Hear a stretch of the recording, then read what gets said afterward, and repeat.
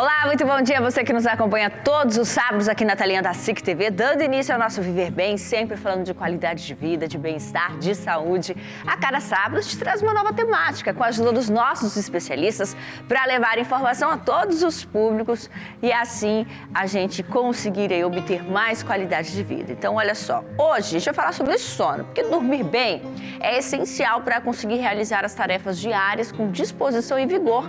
Sem uma noite de sono adequada, vários aspectos podem ser prejudicados, como produtividade do trabalho, humor, mas além disso, o sono é importante para a saúde e colabora no equilíbrio do organismo e no melhor funcionamento dele. Então, convidamos a endocrinologista, a doutora Maria Augusta, para nos explicar como ter uma melhor noite de sono, como cuidar do sono. Tudo bem, doutora? Tudo bem, Renata. Bom dia. Seja bem-vinda com a gente. Muito obrigada. Vamos conversar então um pouquinho? Pode sentar para a gente entender tanto a importância, do sono e o que a gente pode fazer para melhorar a qualidade do sono, doutora? Qual que é a importância do sono para a nossa vida? Certo, então você deu uma introdução maravilhosa, né? E a gente tem que voltar esse significado do sono, que é o quê? O momento em que a gente restaura todas as nossas funções fisiológicas. Então vai ser o momento que você vai sedimentar a sua memória, vai restaurar a condição cardiovascular, respiratória e principalmente hormonal. Uhum. E quanto tempo uma pessoa ela deve dormir todas as noites, então, para se manter saudável, para ter aí um bom funcionamento do seu dia a dia, do seu organismo? Tem uma regra? Sim, nós temos uma regra de buscar próximo das 8 horas. Menos que 7, principalmente menos que 6 horas de sono, você já terão efeitos deletérios em toda a fisiologia. E também quem dorme mais de 9 horas. Dormir mais, um pouquinho a mais, também faz mal? Sim, então, geralmente para você, se você ficar sempre nesse ciclo de dormir a mais, dormir a menos, isso não vai estabelecer o equilíbrio. Eu tenho que ter uma rotina de sono. Isso, a rotina de sono. Isso inclui, de repente, horários que eu vou dormir, protocolos, se eu vou apagar a luz, qual que é minha rotina de fato, eu tenho que criar isso para ter um bom resultado. Sim, para o equilíbrio hormonal, é verdade. Existe uma diferença, doutora? Porque muitos falam, a mulher dorme mais. Tem diferença entre um homem e uma mulher? Eu acredito que isso é um mito e o porquê disso, né? Talvez no começo pela demanda de trabalho do homem, mas agora eu vejo que é generalizada essa questão de ansiedade, falta de sono, e o que eu estou vendo é que as mulheres também estão privando o seu sono para aumentar a produtividade. Quais são os principais distúrbios do sono, doutora?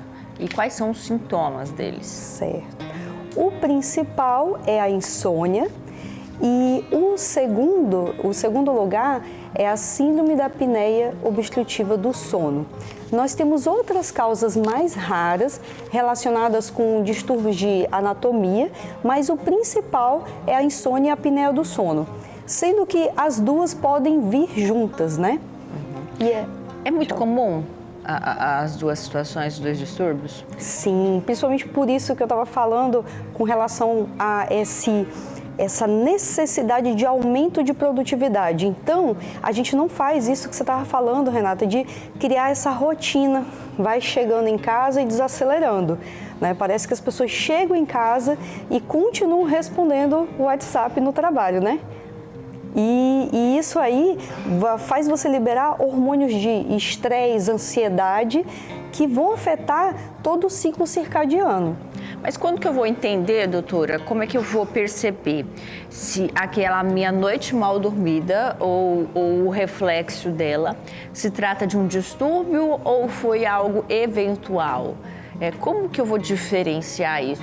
Eu tô com insônia. Muita gente fala assim, de repente estou com insônia, mas você vai ver a pessoa, ela é uma pessoa que acorda mais tarde, por isso ela dorme mais tarde. Como que a gente vai entender de fato esses dois principais distúrbios? A gente vai entender tendo consciência corporal, né? O que está modificando? Que às vezes fica tão normal essa vida estressante, né?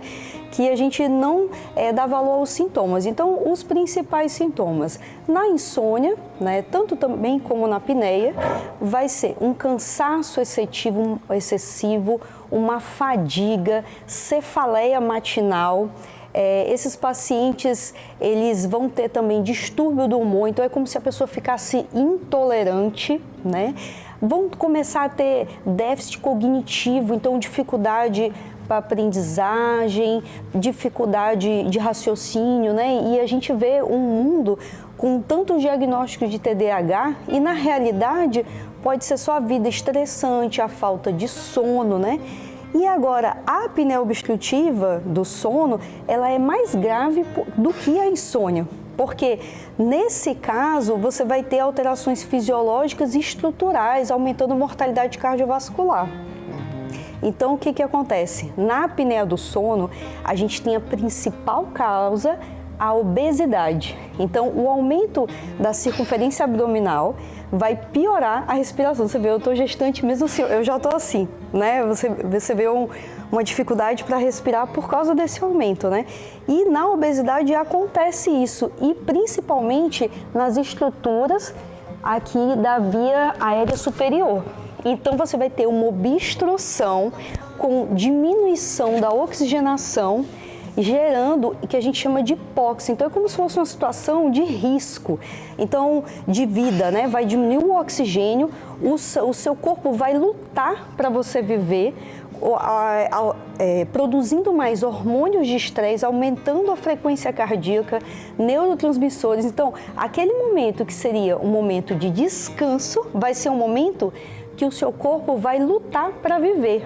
E isso, cronicamente, o que vai acontecer? Vai alterar a estrutura cardíaca, gerando infarto, insuficiência cardíaca e até morte súbita durante o sono. Para essas pessoas, então, que ali estão acima do peso, que estão na obesidade, é como se fosse uma atividade mais intensa mesmo, então ter que respirar ali durante o sono. Por isso no momento de restauração, né? Uhum. Você está lutando contra a vida. Os desvios de septos, outros problemas respiratórios também podem estar associados? Podem, né? Uma obstrução mais superior, né? Então, na infância, tem a questão da hipertrofia da adenoide, que o otorrino vai separar qual é o momento que vai estar alterando ou se é mais fisiológico do aumento da imunidade, né, da criança. Muito bem, a gente vai saber um pouquinho mais sobre este assunto já depois do intervalo, que é bem breve. Então você de casa, não saia daí que a gente volta rapidinho.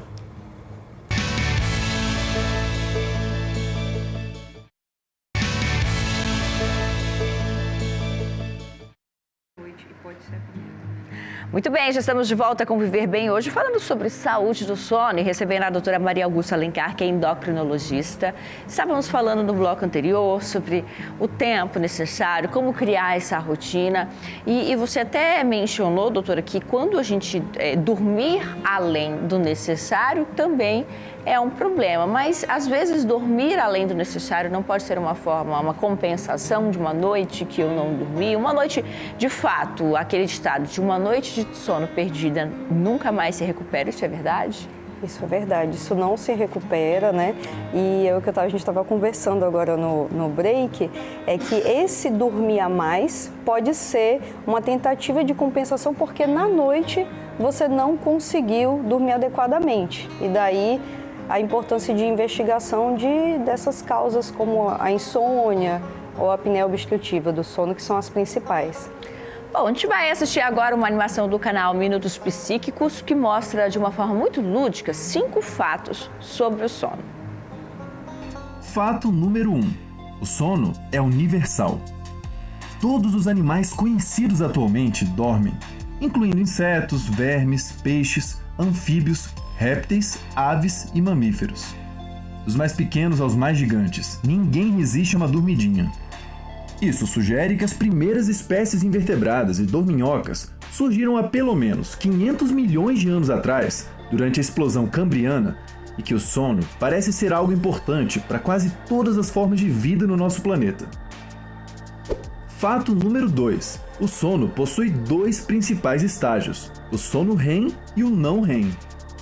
Como já explicamos em outro vídeo, REM significa movimento rápido dos olhos. É nesse estágio que costumamos sonhar e temos nosso sono mais profundo.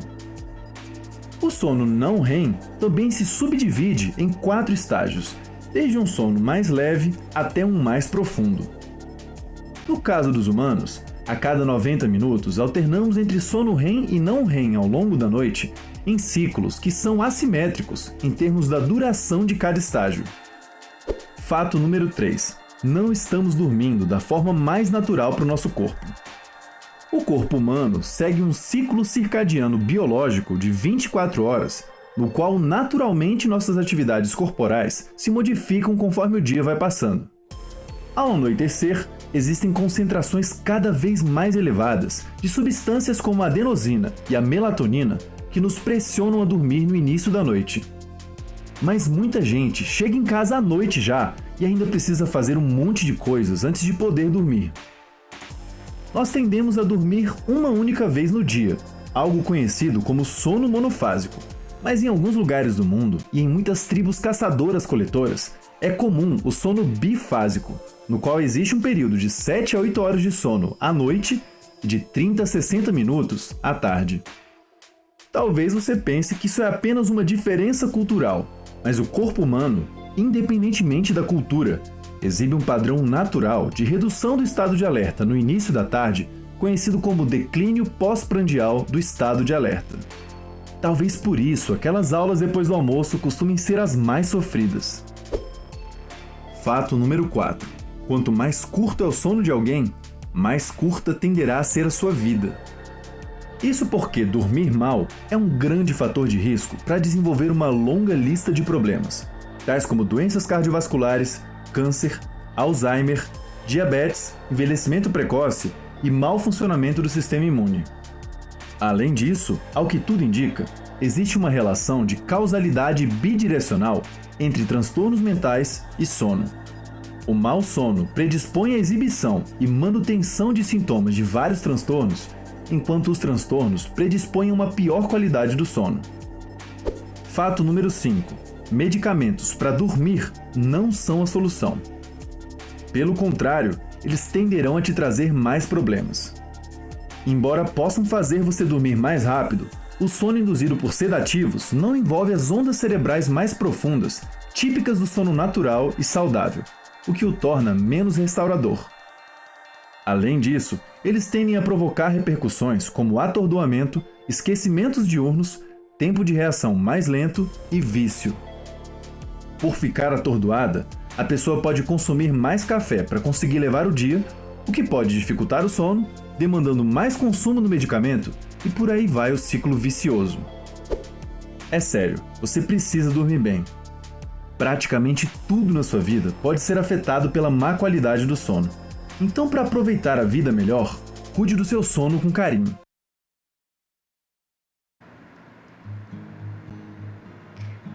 Bem interessante, né, doutora? Retratando ali vários pontos que a gente já até conversou sobre as questões de rotina, né? A gente chega em casa hoje em dia, a gente tem muita coisa para fazer. Quem tem filho tem que cuidar do filho, tem que arrumar a casa, tem que preparar as coisas para o dia seguinte. Você acaba não desligando. O momento que seria para relaxamento, você não desliga. Outro ponto que chamou bastante atenção também é o uso de medicamentos, né? Que a gente sabe que o uso, ele acontece em muitos casos de forma indiscriminada e isso pode ser prejudicial também para o organismo, né?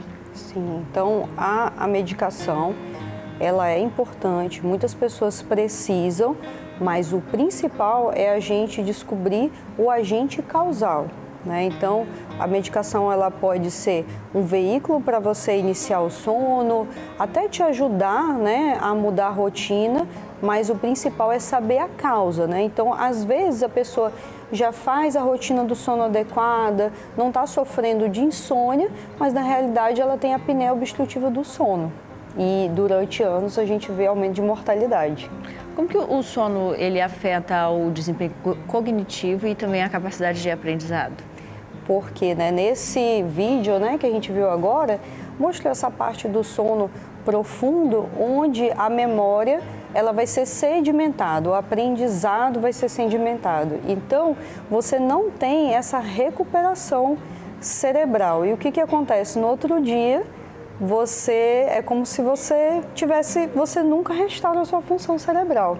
Então, os pacientes têm sim déficit cognitivo pela insônia ou pela falta da restauração por causa da apneia. E quais são as diferenças, doutora, entre os ritmos circadianos em adultos e adolescentes? O que seria isso? Então, o que acontece, né? Quando a criança nasce, né? Gente, toda mãe sabe, já estamos preparando aqui. A criança, ela não vai conseguir, ela não entra no sono profundo, por quê? Porque ela ainda está tendo um amadurecimento do sistema nervoso central dela. Então, ela ainda está aprendendo, né, a produzir os hormônios de forma adequada. Então, principalmente nessa fase da mudança de sono para o sono profundo, a criança, ela desperta, né? E a gente tem que ensinar e ter muita paciência, né, para a criança voltar a dormir e conseguir entrar no segundo sono. Então, isso faz com que encurte, são menores os tempos de sono do bebê, e isso vai prolongando, né? E é o que modifica. Então, a diferença, né, da criança para o adolescente e o adulto é essa maturidade, e também a gente tem um outro ponto, que é a questão do horário do sono profundo, que às vezes se prolonga no adolescente. Então, no adolescente, às vezes há necessidade de dormir um pouco mais no período da manhã. Não quer dizer dormir até 11 horas, mas assim, que você tem uma piora de qualidade de vida, desenvolvimento, se esse adolescente tiver que acordar às 5 horas da manhã. Né? Então, existe essa fase, não é presente em todos, mas isso são fases do desenvolvimento. E o que é importante disso? Né? A gente estabelecer essa rotina desde a infância. Porque, como eu falei, é uma fase do desenvolvimento. Então, você vai ter distúrbios causados, né, como resultado da falta de restauração de todas as funções em quem ainda está formando o sistema nervoso central, que é a criança. Bom, quais são as estratégias eficazes para melhorar a qualidade do sono? Você de casa vai saber depois do intervalo, que é bem breve. Não saia daí que a gente volta já.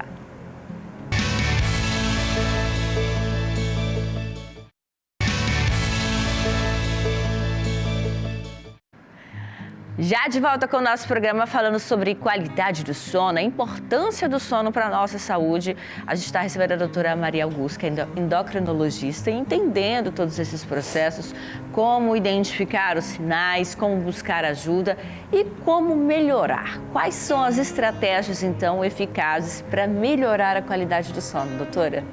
Eu acho que primeiro é a gente relembrar um pouco do passado. Como é que era a rotina antigamente, né? Então, antigamente a gente não continuava, primeiro que não tinha nem celular, né? Então, trabalhou, o que não resolveu, tchau. Dificilmente o seu chefe ia ligar no seu telefone fixo, só se fosse urgente. E agora a gente continua trabalhando. Então, seria essa mudança de fase para restaurar. Então, do mesmo jeito que a gente vê muita dificuldade dos pais para fazer a rotina do sono da criança, a gente tem que fazer essa rotina do sono também. Então, na hora que a luz começa a baixar, o sol começa a ir, todas as nossas produções hormonais vão modificar, né? Então, vai ser a hora da melatonina, que a melatonina ela vai orquestrar o ciclo circadiano, iniciando esse período de restauração. Só que nessa hora é a hora que a gente continua ligado em luz. Então, seria diminuir as luzes, né? Você pode até fazer as coisas em casa, mas tentar fazer algo não estressante, né? Se você está ali em família, vamos fazer leituras, aí você não vai fazer leitura de um romance policial, vai ser algo mais tranquilo, né? Não levar o trabalho para casa, tomar um banho morno, né? Deitar, relaxar. Aí outras dicas importantes, né? Não tomar cafeína 6 horas antes do início do sono. Tabagismo a gente sabe que não é bom em nenhuma hora, mas nessa hora é a pior hora.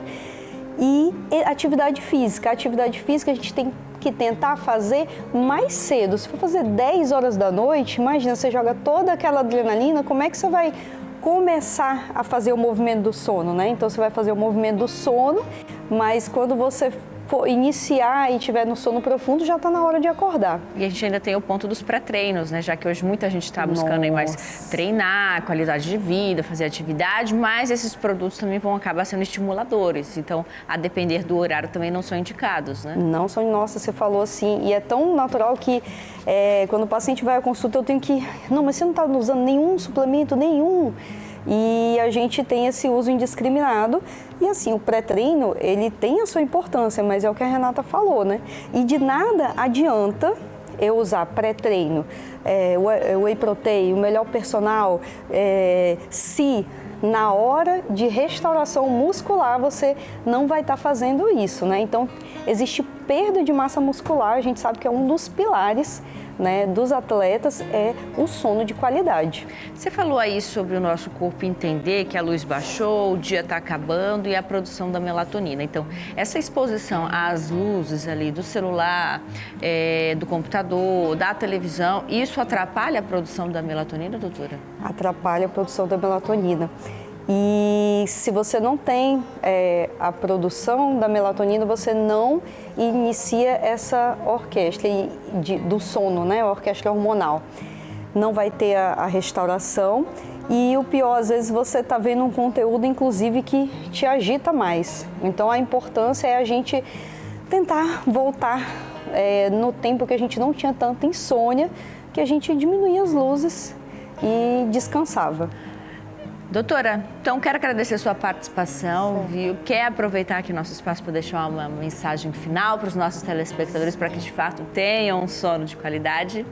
Certo, eu vejo que o principal é a gente se conectar com as nossas reais necessidades, ter em mente qual é o objetivo que a gente quer na vida, qual é a velocidade que a gente quer alcançar, porque às vezes a gente entra nesse multitarefa para alcançar algo que talvez a gente nem queira, numa velocidade rápida, mas na realidade a gente está diminuindo o nosso tempo de vida. Então, a minha mensagem é ressignificar mesmo qual é o caminho que a gente e como a gente quer tomar para ter qualidade de vida realmente. Agradecer também a Celibras, nos ajudando a levar este tema a todos os públicos, propagando informação, falando de qualidade de vida e de bem-estar. E agradecer a você de casa que todos os sábados está aqui juntinho conosco na tela da SIC TV. Aproveite bem o final de semana, durma bem. Semana que vem nós estamos de volta. Tchau, gente!